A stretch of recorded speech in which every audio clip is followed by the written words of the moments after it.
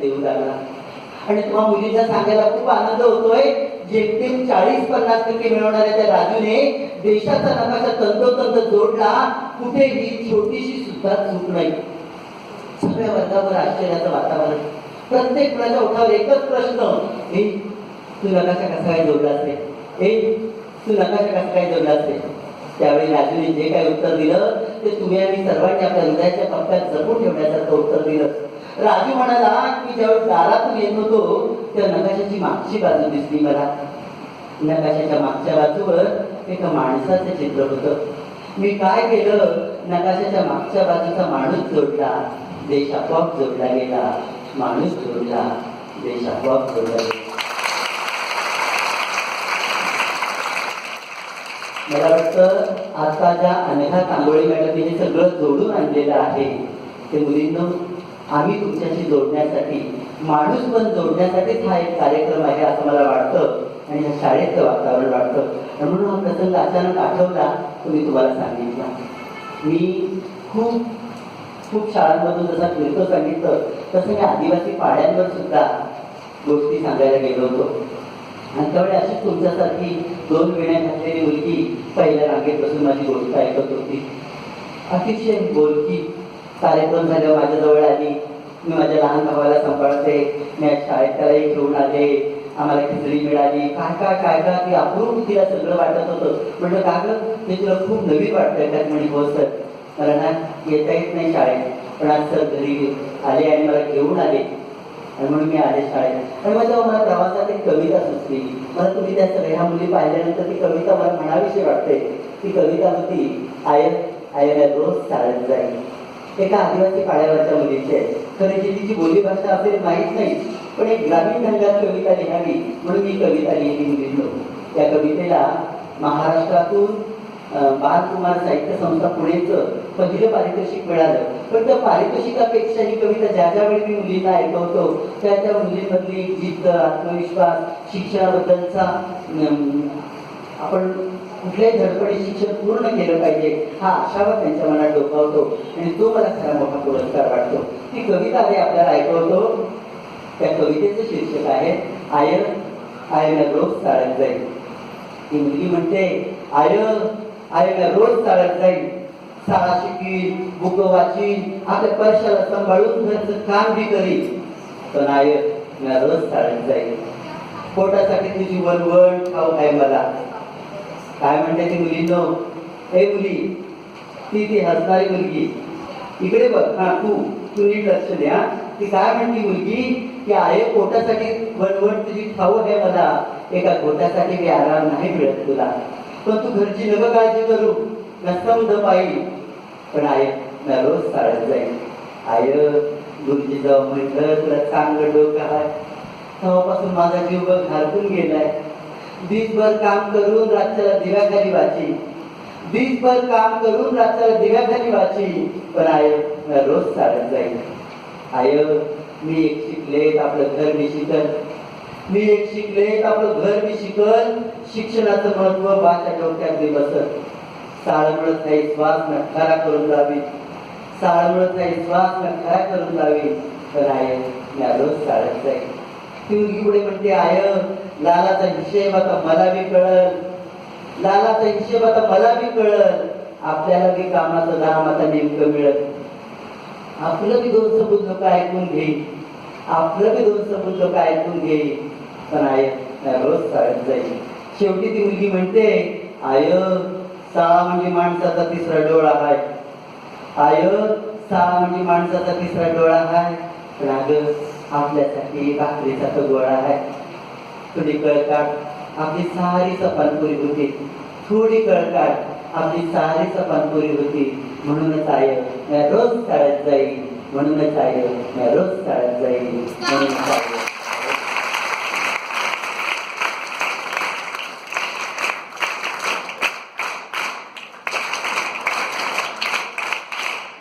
एकदम शेवटी वाचायच्या काळामध्ये नको. तर आता ह्या कविता गोष्टीतून मला एक गोष्ट आठवली. मी एकदा वाचली होती योगिनी जोगळेकरांची शिस्तभंग नावाची गोष्ट. शाळेत मीच आहे, तुमच्यासारख्याच एका तुम्ही मुली आहात, पण एका तुमच्याच वयाच्या मुलाची की कसा धडपडीने शिक्षण घेतो आणि काय शिक्षकाचं इथे शिक्षक बंधू भगिनी सुद्धा उपस्थित आहे. शिक्षक आणि विद्यार्थ्यांचं नातं काय असतं ही सांगणारी गोष्ट. मुलींनो, असं म्हणतात की शिस्तीने देश घडतो, राष्ट्र घडतं. मग ही शिस्त जर आपल्या अंगी असेल तर आपण नक्कीच घडू, हेच सांगणारी ही शिस्तभंग नावाची कथा एका शाळी आणि त्याच्या जोशी मास्तरांची. ऐकणार ना कथा? या कथेवर मी काही प्रश्न विचारणार आहे तुम्हाला, त्यामुळे ही कथा तुम्हाला नीट लक्ष देऊन ऐकावी लागेल. तेव्हा सगळ्या मुली तार बसा बघू.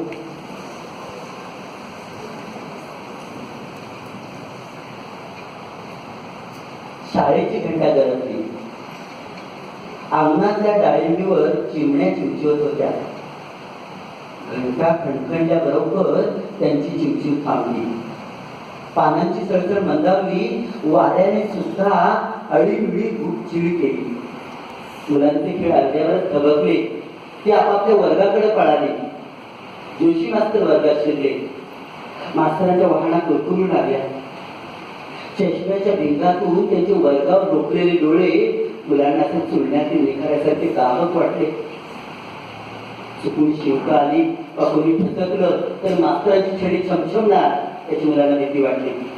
त्यातून जोशी मास्तरांचा पहिला तास, त्यामुळे शाळा भरण्यापूर्वी 5 मिनिटं मुलं आधीच वर्गात येत. उशीर झाला नाही झाला की तो विशाळ चेहरा, ते जलाल डोळे, ते खडकाळ शब्द आणि त्याहून करारूप धारण करून त्यांच्या हातातली थैथैणारी छडी.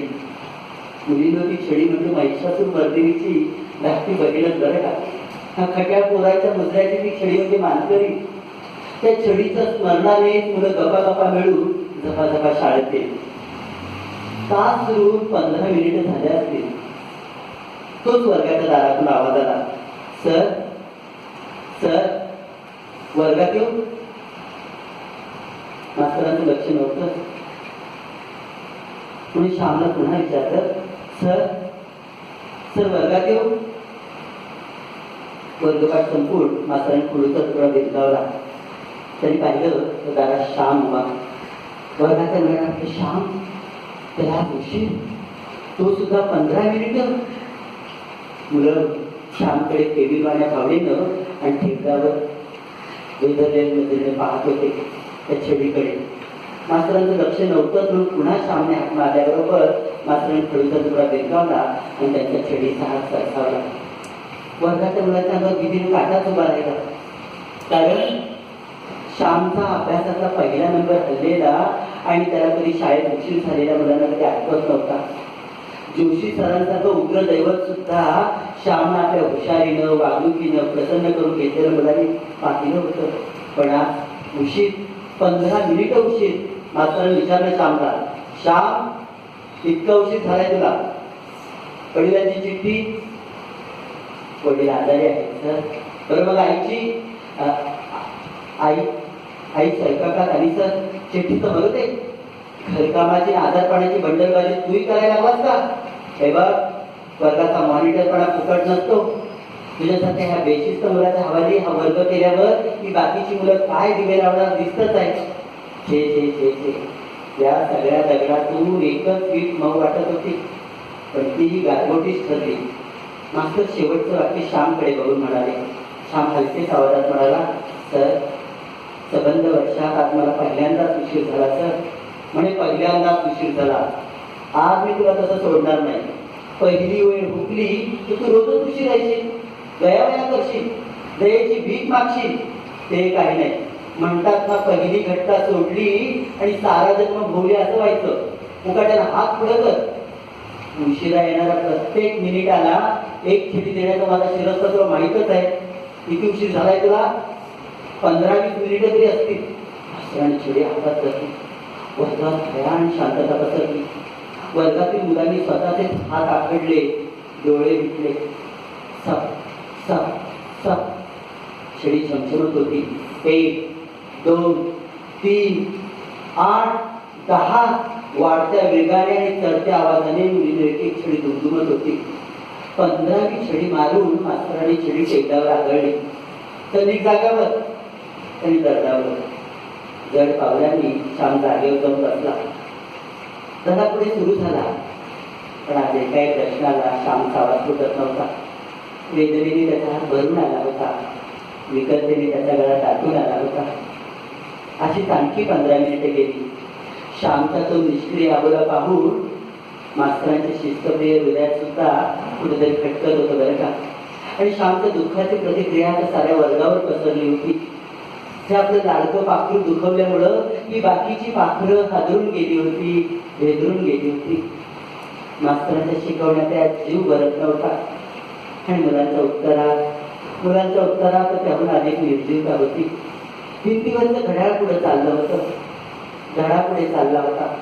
एरवी तास एकाच पानावर रेंगाळण्याचा परिपाठ, पण झटाझटा पानं उलटली जात होती. श्रीपाद कृष्णांचा विनोदी धडा चालू होता.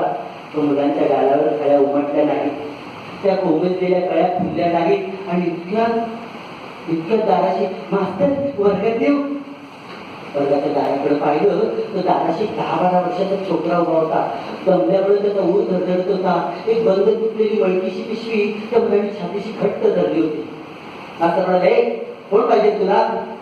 तेवढा तो मुलगा म्हणाला, श्याम कांबळी, माझा दादा आहे ना या वर्गात, त्याच्याशी काम आहे माझं. असं काय काम आहे आता शाळेच्या वेळात? आधीच त्याला उशीर झालाय. तुझा दादा नाही का तो? तुमचं बंदूक रे गुंडाळून तू त्या आणली आहे पिशवी.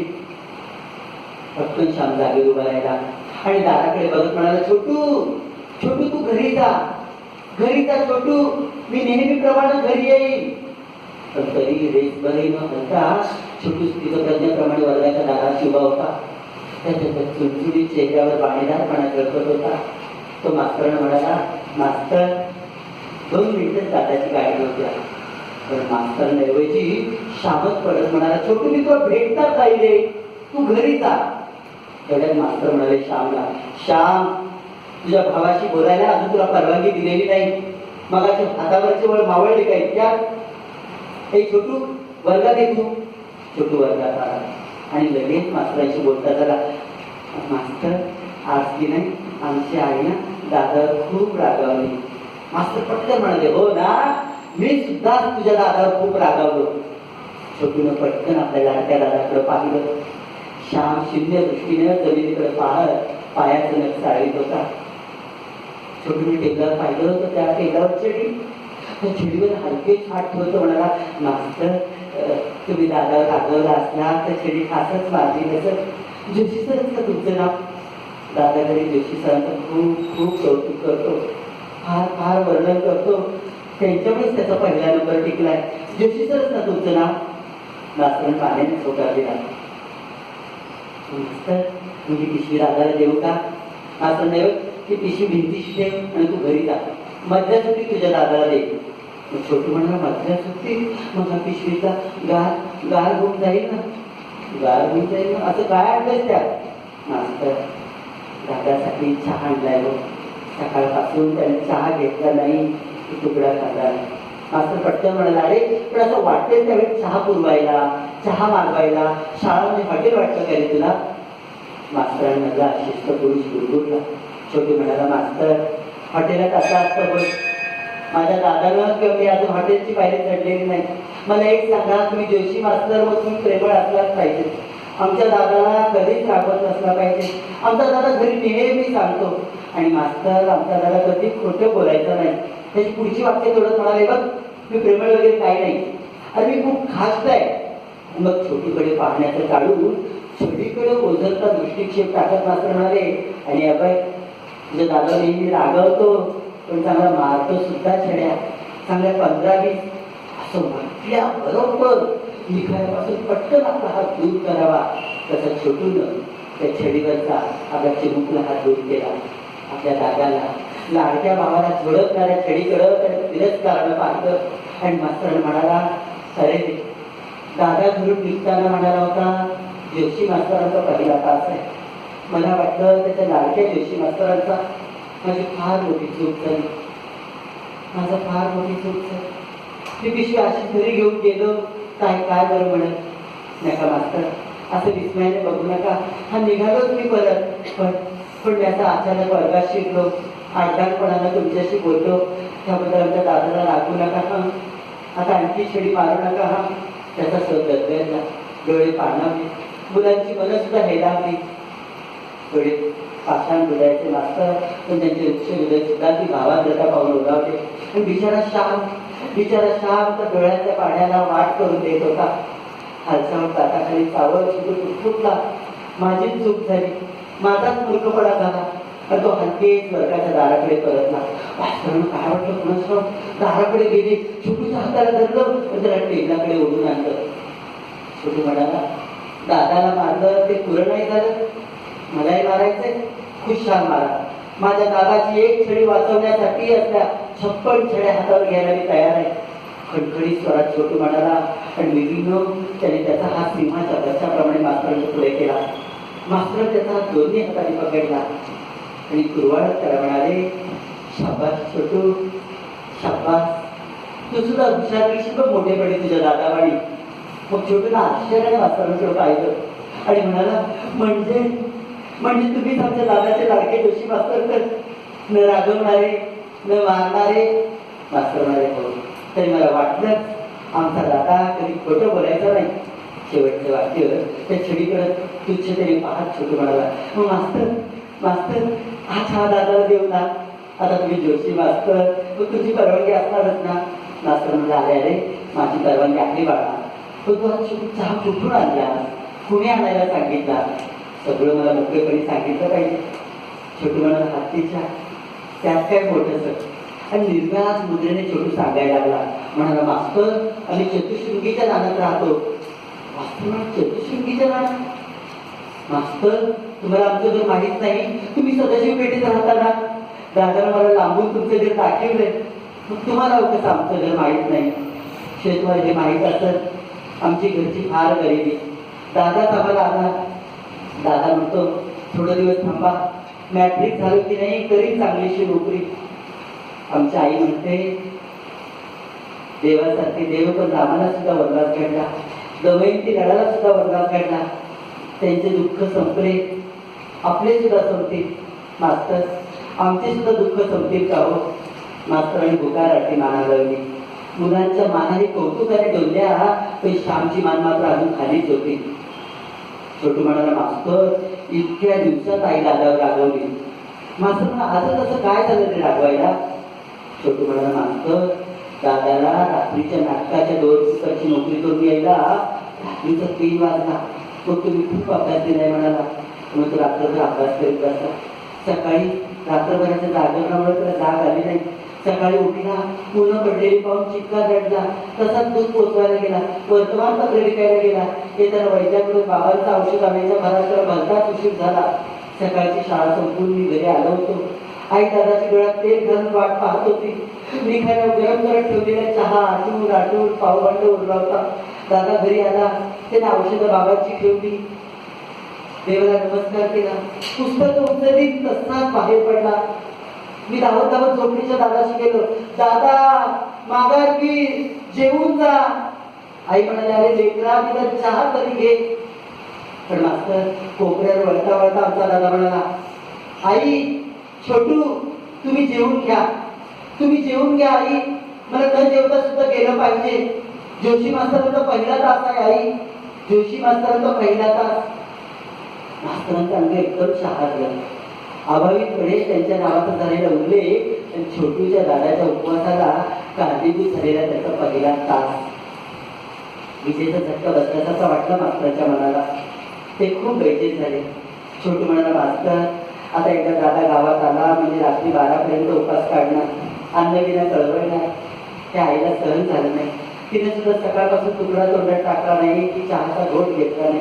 शेवटी मीच म्हटलं आईला, आई दादा जोशी मास्तरांचा पहिला तास म्हणायला लागलं, मग ते प्रेमळ आहे, रागवत नाही, तू चहा कर, मी दादाला चहा देऊन देतो. मग आईने घरातल्या सगळं लोटून हा सकाळचा चहा गरम करून दिला आणि मी तो घेऊन आलो. मास्तर चहा फार लाडका आहे हो आमच्या दादाचा. मुलींनो तेवढ्यात तास संपल्याची घंटा झाली. मास्तर सगळे स्वरात म्हणाले, छोटू बाळ मला आता तास मोकळा आहे. श्याम चल रे छोटूला घेऊन शिक्षकांच्या खोली. चला तिथं मी सोबत चहा गरम करतो आणि श्याम माझा डबा आणला आहे तो तू खा आणि तुझा उपास सोड. वेळा कुठला चहा म्हणजे आधीच त्याला सांगायचं नाही काही मला असं म्हणून मास्तरांनी टेकल्यावरची छडी खिडकी बाहेर देतावली. तीही कायमची, तीही कायमची, तीही कायमची.